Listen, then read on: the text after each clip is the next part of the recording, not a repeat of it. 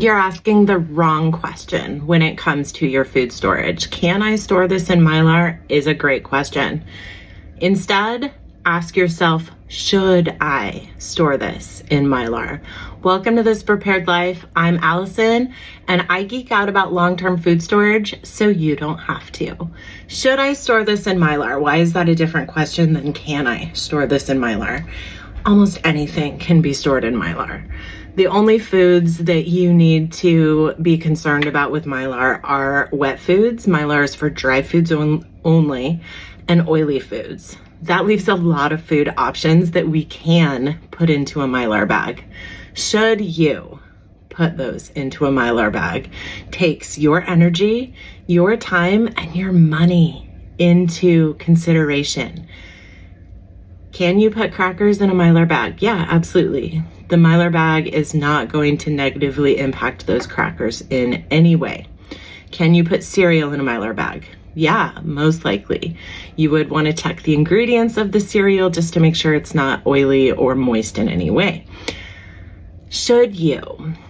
The expiration date of most commercial processed foods is really long to begin with. So when you are putting those into Mylar, you are extending the shelf life a little bit, but not long term. You are not going to store those crackers for 30 years.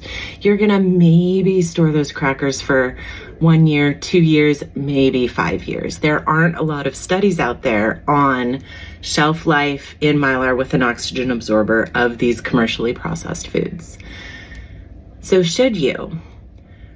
If you are going to be having to open that bag of food and rotate that bag of food in a really short amount of time, because when you look at long-term food storage, 2, 3, 4 years is a short amount of time in the grand scheme of a food storage and the shelf life of certain foods. You're going to be wasting your time, wasting your energy, and wasting your money by packaging that food into a Mylar bag. And I know Mylar and an oxygen absorber, we're probably looking at 50 cents to $1, but multiply that by 50 or 100 because you might have that many Mylar bags in your food storage. That's $50 to $100 that you could instead invest in a long-term storage food that you can store for 10, 15, 30 years, or invest in food that you could instead label and rotate first in, first out. So don't ask, can I store this food? Ask yourself, should I?